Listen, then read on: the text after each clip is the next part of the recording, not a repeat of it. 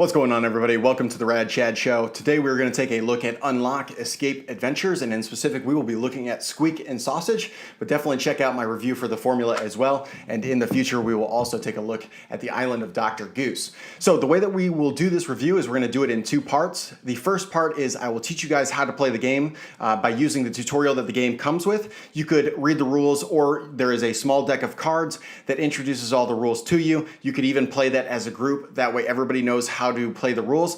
And if you don't want even that spoiled, just go ahead and jump straight to the review section, which is the second part, because this will be a completely spoiler-free review, so no worries there. But for now, let's check and see how you play Unlock. Okay, so let's take a look at how you actually play Unlock and the tutorial mission.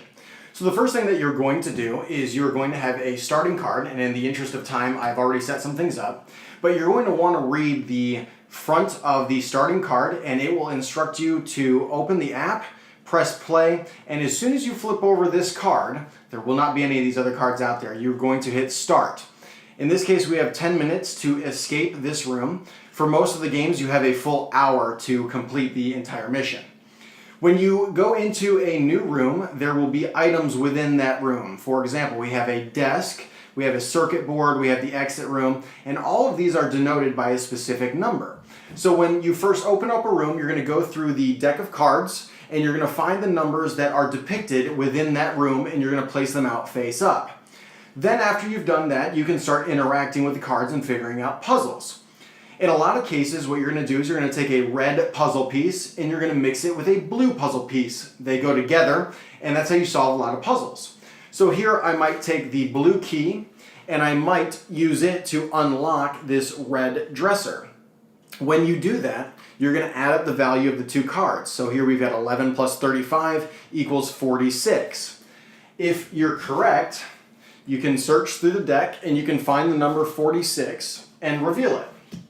When you do that, it will oftentimes tell you to get rid of the two cards that you had used to get this card because they've already been used and they're no longer needed.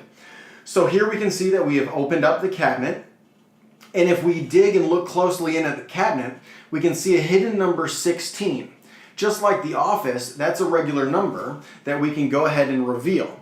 So here we're going to take 16 out of the deck of cards, we're going to reveal it, and we have found a red cable or cord with some hooks on it. So I think we're good with this for now. We might want to figure out how we want to use this cable. Well, as I mentioned earlier, red and blue go together, but I don't necessarily think this cable is going to do anything to a TV that doesn't currently have power to it. So maybe we want to come over here to this machine. It's sort of like an electrical circuit board. And it looks like we can connect the different little circles on this circuit board to hopefully bring power back to us. So I'm going to come over here to the machine on the app, and I'm going to denote that I'm using machine number 67 and enter that into the app and press OK. It's now going to tell me, all right, how do you want to connect this cord inside this machine? So what I'm going to say is I want to connect it straight down the middle, and the reason for that is I've got a dresser over here that's got 9 dots, just like the 9 dots on this circuit, and there's a line down the middle 3. So I'm going to replicate that line over here in the app using, again, this cord, and I'm going to click OK.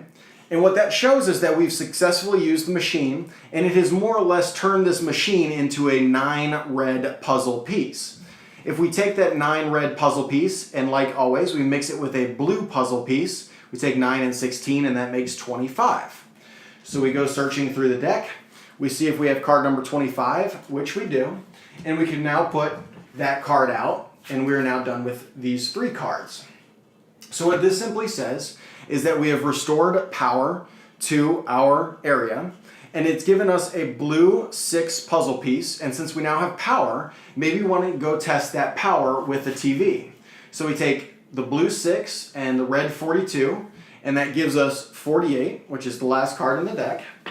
And so now we can see that the TV is turned on, and it has given us a code of 7239, which we can use to escape. So we come back over here to the app, we click the code option, and I'm going to type in 7239 and click OK.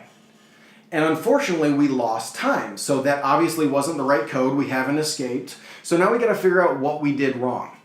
7239 has got 4 different colors on it, and if I look closely, this exit sign on the door has got the same colors.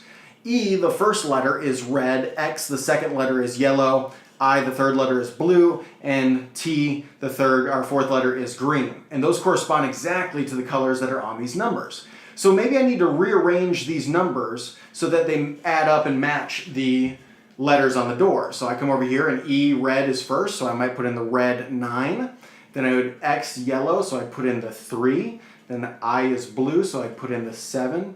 And the green T is 2. So now I've got 9372, and let's hope that that's the final code. We click OK. It shows that we were correct, so we have won. And it then sends us to a final screen, which showed us that it took us 4.5 minutes to complete the objective. We didn't need any hints or tips. We didn't have any penalties other than the one. We didn't mess up any machines or anything like that. So ultimately we get a score of 5 stars, and that's how you play Unlock. Unlock Escape Adventures has really been a hit and miss affair with me and our group entirely. So I want to preface this by saying if you haven't watched my review of Unlock the Formula, definitely check that out. You can watch it either after this video or maybe pause this one, go check that out, and then come back. Because I had completely opposite opinions of the formula versus Squeek and Sausage, which is really interesting because my opinion of the formula was extremely high. I gave that game an 8.5 out of 10. I felt that it had very clever puzzles. We all felt engaged and like we collaborated as a team. That's just the general summary of how we felt about that game. And in Squeek and Sausage in specific, we all felt the exact opposite. And so I'll give you guys my score right now. For Unlock Escape Adventures, Squeek and Sausage, I would maybe give it a 4. Possibly even a 3.5 out of 10. I actually would not recommend this game. I would actually recommend the formula instead. And the reason why that's interesting is because Squeek and Sausage has got a higher average score on BoardGameGeek.com than the formula does. And I think there might be a few reasons why we feel this way. The first of which is after we beat the formula, where we got the highest possible score, which was 5 stars, we felt really smart, really clever, like we had just, I don't want to call it breezed through the game, but we had definitely taken it to the game and we felt accomplished. So what we did for Squeek and Sausage is we removed the automatic tips and hints that the game gives you if you're stuck. And that might have contributed to the reason why we felt that this mission in specific was a lot more difficult for us to play through. But that will lead me directly into my first negative about the game, which was that the puzzles were either one of 2 or 3 different types of puzzles. You either had puzzles where you sort of just combined items that just made automatic sense and really gave you no challenge at all. Or you had puzzles where, given enough time, anybody could have figured out that specific puzzle. I don't want to give away any spoilers in specific, but let's say, for example, a jigsaw puzzle. You know, given enough time, anybody can figure out all the pieces to a jigsaw puzzle and where they ultimately go. It doesn't necessarily take a tremendously clever mind to figure it out. It just takes time and patience. Now, somebody can do it faster than another, but at the end of the day, you're going to finish it. And then there was the third type of puzzle, which was just the absolute brain burner. I was stumped. None of us could figure it out. And I remember at the very beginning of the game, we got tripped up on a specific puzzle in Squeek and Sausage where I literally said, that's it. The game's over.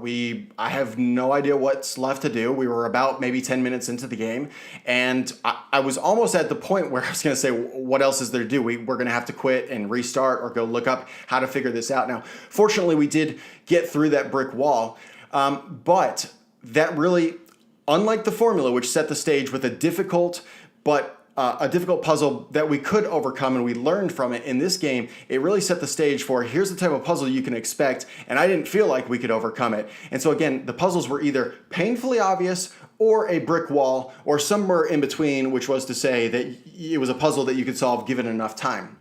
And there just wasn't anything in specific that made us feel clever or accomplished or like we needed to collaborate as a team. I also felt like in this game, Squeek and Sausage, there were a few too many cards out on the board, so there was just a little bit too much going on.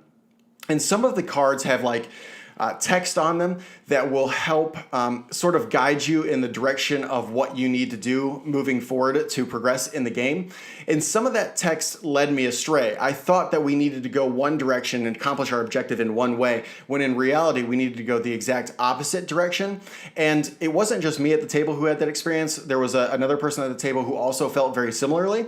And so I felt that that was maybe a flaw in the game as well, not necessarily with me. There were also a few occasions where they would introduce a card that wasn't used until much later on in the game. And so hopefully these are all tips that will help you if you do decide to play Squeek and Sausage to avoid some of the roadblocks that we ran into.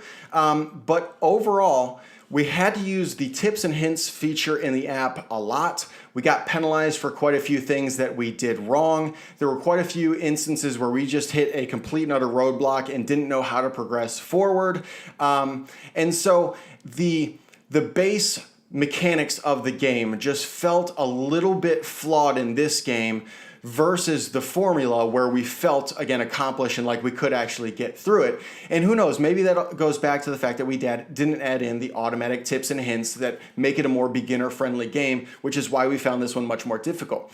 But it's not all doom and gloom. While I didn't enjoy Squeek and Sausage, and I really would not recommend it, I would say go do the formula or another game instead. There were some positive notes. The first thing is that the Unlock series is one of the only games that are either legacy games or games like this where it's more or less one-time use that you can put the deck back together. Cards are numbered 1 through 60, and you can sell it, you can put it up on your trade list, you can give it away to a friend to experience the game as well. And so really for a game that's only $12, number one, you know, we still had fun. We were still a group of friends getting together, and this was a great means for us to get together and enjoy an hour together.